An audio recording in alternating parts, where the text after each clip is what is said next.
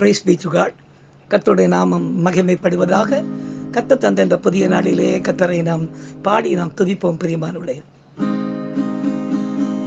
விடுதலை நாயகன் வெற்றியை தருகிறார், எனக்குள்ளே இருக்கிறார், என்னே ஆனந்தம். விடுதலை நாயகன் வெற்றியை தருகிறார், எனக்குள்ளே இருக்கிறார், என்னே ஆனந்தம். நான் பாடி பாடி மகிழ்வேன், தினம் ஆடி ஆடி துதிப்பேன். நான் பாடி பாடி மகிழ்வேன், தினம் ஆடி ஆடி துதிப்பேன். எங்கும் ஓடி ஓடி சொல்லுவேன், எங்கும் ஓடி ஓடி சொல்லுவேன், என் இயேசு ஜீவிக்கிறார், என் இயேசு ஜீவிக்கிறார். விடுதலை நாயகன் வெற்றியை தருகிறார், எனக்குள்ளே இருக்கிறார், என்னே ஆனந்தம். அவர் அன்பின் அபிஷேகத்தால் என்னை நிரப்பி நடத்துகின்றார். அவர் அன்பின் அபிஷேகத்தால் என்னை நிரப்பி நடத்துகின்றார். சாத்தானின் வலிமை வெல்ல, சாத்தானின் வலிமை வெல்ல அதிகாரம் எனக்கு தந்தார், அதிகாரம் எனக்கு தந்தார்.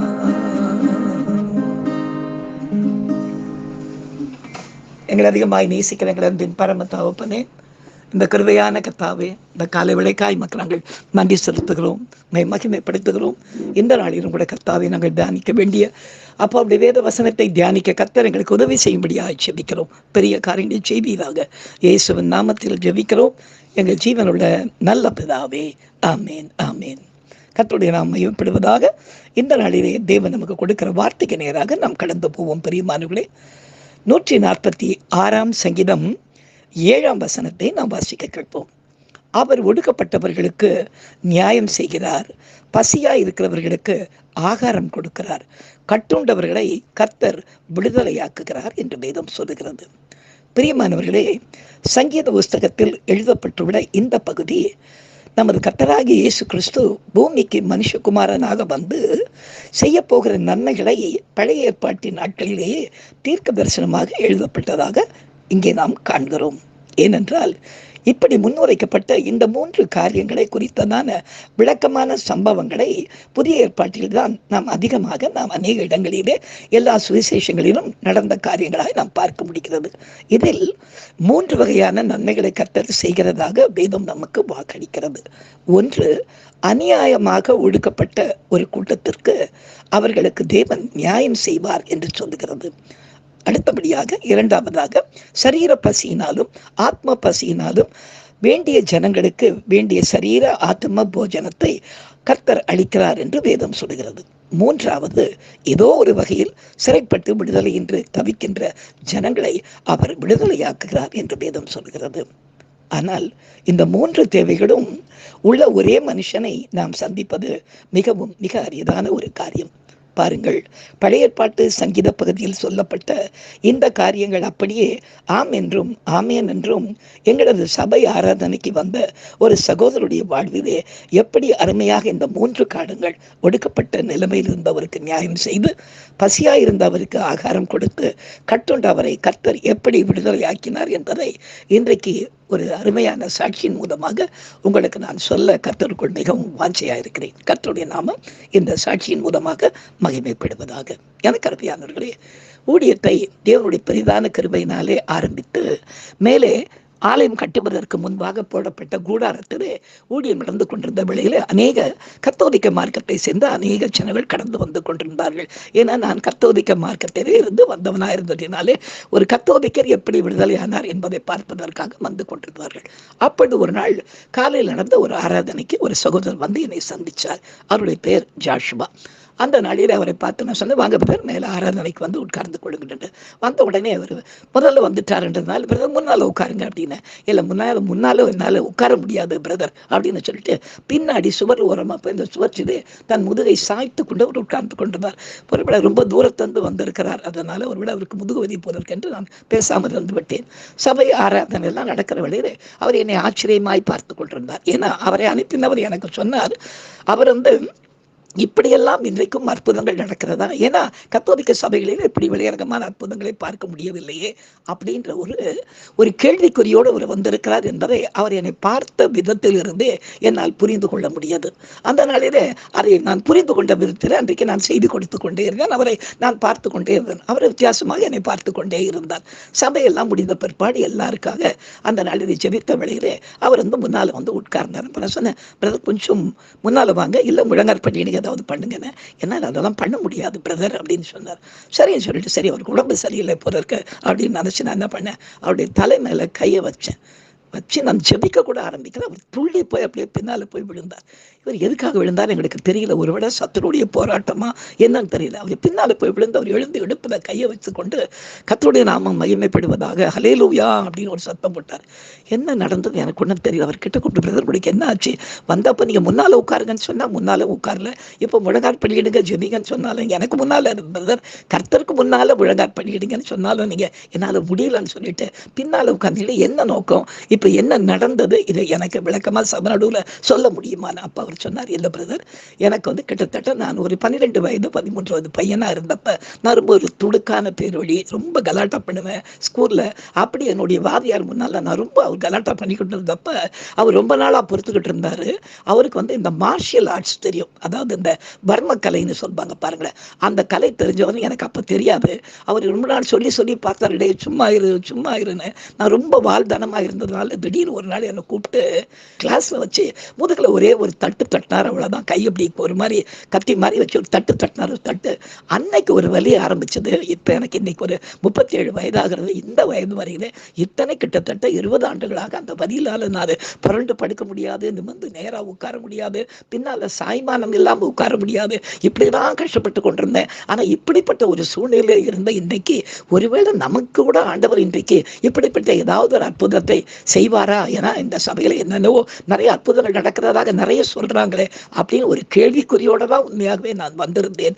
ஆனா இப்படி வந்த இந்த முதல் நாளிலே கர்த்தர் எனக்கு எப்படி ஒரு பூரணமான கர்த்தர் சுகத்தை கொடுத்ததற்காக கர்த்தருக்கு நான் அதிகமாய் நன்றி சொல்றேன் என்று அந்த வாரத்திலேயே அவரும் அவருடைய மனைவியும் கத்தோலிக்க மார்க்கத்தை விட்டு வெளியே வந்து கர்த்தருடைய பெரிதான கிருபையினாலே பிதா குமாரன் பரிசுத்த ஆவி நாமத்தினாலே ஞானஸ்நானம் பெற்று பிற்பாடு தேவனுடைய பெரிதான கிருபையினாலே எங்கள் சபையினுடைய மூப்பராக பணியாற்ற கர்த்ததாமே கிருபை செய்தார். எனக்கு அருமையானவர்களே, பழைய ஏற்பாட்டிலே சங்கீத புத்தகத்திலே சொல்லப்பட்ட இந்த 3 காரியங்கள் புதிய ஏற்பாட்டிலே கர்த்தராகிய இயேசு கிறிஸ்துவின் மூலமாய் நடப்பித்து பிற்பாடு கர்த்தர் நம்மை பார்த்து சொல்கிறார், என்னை விசுவாசிக்கிறவன் நான் செய்த கிரியைகளை தானும் செய்வான், இதைவிட பெரிய காரியங்களையும் செய்வான் என்று சொல்லப்பட்ட வார்த்தையின்படியாக மார்ஷியல் ஆர்ட்ஸ் காரியங்களுக்கெல்லாம் ஆண்டவர் விடுதலை தருகிறார் என்பதை அந்த நாளிலே கர்த்தர் காண கிருபை செய்தார். பைபிளை நாம வாசிக்கிறோம், அவர் எண்ணி முடியாத அதிசயங்களையும் ஆராய்ந்து முடியாத பெரிய காரியங்களையும் செய்கிறார் என்று வேதத்திலே வாசிக்கிறோம். ஏன்னா வேதத்துல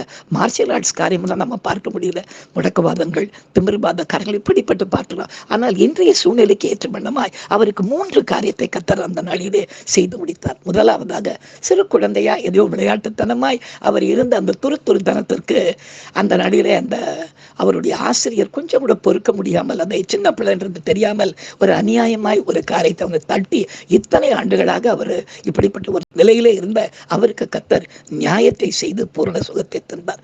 அடுத்த தேவனுடைய பெரிதான கிருபையினாலே அவருக்கு சரீர பசி கிடையாது, ஆனால் ஆத்தும பசி. ஏனென்றால் ரொம்ப அருமையாய் பேசக்கூடியவர், ரொம்ப அருமையாய் இன்றைக்கு அவர் ஊழியம் செய்து கொண்டிருக்கிறார். அவருக்கு என்னன்னா வேதம் என்னதான் சொல்லுகிறது அப்படின்னு பார்த்து அவர் வரும்போதே ஒன்று சொல்லி வந்தார் சபைக்கு. என்னன்னா கத்தோலிக்க சபைகளிலே வேதம் தெளிவாக பிரசங்கிக்கப்படுகிறது, எடுத்துக்கிறது இல்லை. ஏன்னா எனக்கு தெரியும் பாஸ்டர், நான் வந்து கத்தோலிக்க சபையில் சீஷப்பிள்ளையா நான் இருந்தவன் தான் எங்கள் சபையில் தூத்துக்குடியில். அப்படி இருக்கும்போது நாங்கள் வந்து இன்றைய வேத பாடம்னு இப்போ அங்கே பிரிண்ட் பண்ணியிருக்கோம். அந்த பிரிண்ட் பண்ண மேட்டர் தான் நமக்கு ஆகாரமாய் கொடுப்பாங்களே தவிர ஆவியானவர் நடத்துதல இன்னைக்கு இந்த சபையில் முதல் முறை நான் வந்திருக்கிற இந்த சபைக்கு வரும்போது தான் என்னுடைய ஆத்ம பசிக்க வேண்டிய சரியான ஆகாரத்தை இன்றைக்கு நாம் வாசித்த வண்ணமாக 2வது காரியத்தை கர்த்தர் எனக்கு செய்து முடித்தார். 3வது நான் பார்க்கும் பொழுது, இத்தனை வருடங்களாக இந்த வியாதியிலே கட்டுண்டு கிடந்த தேவன் இந்த நாளிலே ஒரே ஒரு வினாடியிலே கர்த்தர் இந்த நாளிலே பூரண சுகத்தை தந்து இன்றைக்கு எனக்கு அருமையானவர்களே, நாம் வாசித்த வண்ணமாக ஒடுக்கப்பட்ட அந்த சகோதரனுக்கு கர்த்தர் நியாயத்தை செய்தார். பசியாய் வந்த அவருக்கு கர்த்தர் ஆத்தும மன்னாவை கர்த்தர் கொடுத்து ஆசீர்வதித்தார். அடுத்து கட்டுண்டவராய் வியாதியிலே இருந்த அவருக்கு கர்த்தர் ஒரு பூர்ணமான விடுதலை தந்து எங்கள் சபையிலே மூப்பராக மாற்றி இன்றைக்கு தேவனுடைய கிருபையினாலே உற்சாகமாய் வெளியே கடந்து போய் ஊழியம் செய்கிற அளவிற்கு ஒரு அருமையான சகோதரனாய் கர்த்தர் அவரை வைத்திருக்கிறார். கர்த்தருடைய நாமம் இந்த நாளிலும் இந்த சாட்சியின் மூலமாய் மகிமைப்படுவதாக. வானமும் பூமியும் ஒழிந்து போனாலும் கர்த்தருடைய வார்த்தையின் ஒரு பாயிரும் ஒழிந்து போவதில்லை என்று சொல்லப்பட்ட வார்த்தையின்படியாக கர்த்தர் தாமே அவருடைய வார்த்தையிலே உண்மையுள்ளவராய் இருந்து 3 காரியங்களும் ஒரே ஒரு மனுஷனுடைய ஒரே ஒரு சகோதரனுடைய வாழ்க்கையிலே நிறைவேற்றும்படியாக கர்த்தருக்கு நான் நன்றி சொல்கிறேன். கர்த்தருடைய நாமம் மாத்திரம் மகிமைப்படுவதாக. நாளைய தினத்திலே இந்த காரியத்தை மெய்ப்பிக்கும்படியாக கர்த்தர் செய்த இன்னொரு பெரிய அற்புதமான காரியத்தை நாளைய தினத்தில் உங்களுக்கு சாட்சி கொடுக்க நான் வாஞ்சிக்கிறேன். கர்த்தருடைய நாமம் மாத்திரம் மகிமைப்படுவதாக. நம் கண்களை மூடி செபிக்கலாம். எங்களை அதிகமாக நேசிக்கிற எங்கள் அன்பின் பரம தகப்பனே, இந்த கிருபையான விளைக்காய் மக்கள் நாங்கள் நன்றி செலுத்துகிறோம். வார்த்தையில் உண்மை உள்ளவரே, ஒடுக்கப்பட்டவர்களுக்கு நியாயம் செய்து பசியா இருக்கிறவர்களுக்கு ஆகாரம் தந்து கட்டுண்டவர்களை விடுதலையாக்குகிற தேவனே, உமக்கு நன்றி செலுத்துகிறோம். அதை அப்படியே மெய்ப்பிக்கும்படியாக எங்கள் சபை மத்தியிலே நீர் செய்த அற்புதத்திற்காய் மக்கள் நன்றி. தொடர்ந்து கர்த்தாவே, நன்மைகளை காண்கிற கேட்கிற நாங்கள் உமை பற்றி கொண்டு ஜெபிக்க கர்த்தங்களுக்கு உதவி செய்யும்படியாக ஜெபிக்கிறோம். பெரிய காரியங்களை செய்யும் இயேசுவின் நாமத்தில் ஜெபிக்கிறோம் எங்கள் ஜீவனுள்ள நல்ல பிதாவே, ஆமென். என் ஆத்துமாவே கர்த்தரை ஸ்தோத்திரி, என் முழு உளமே அவருடைய பரிசுத்த நாமத்தை ஸ்தோத்திரி. என் ஆத்துமாவே கர்த்தரை ஸ்தோத்திரி, அவர் செய்த சகல உபகாரங்களையும் மறவாதே, ஆமென். கர்த்தராகிய இயேசு கிறிஸ்துவின் கிருபையும் பிதாவாகிய தேவனுடைய அன்பும் பரிசுத்த ஆவியினுடைய ஐக்கியமும் பாதுகாவலும் நம் ஒவ்வொருவரோடும் அவருடைய வருகை மட்டும் நிலைத்திருந்து காப்பதாக, ஆமென். ஹல்லேலூயா, ஹல்லேலூயா, ஹல்லேலூயா. கர்த்தருடைய நாமம் மகிமைப்படுவதாக. கர்த்தருக்கு சுத்தமானால் நாளை தினத்திலே வாட்ஸ்அப்பின் மூலமாய் உங்களை சந்திக்க கர்த்தர் எனக்கு உதவி செய்வாராக. God bless you. Thank you.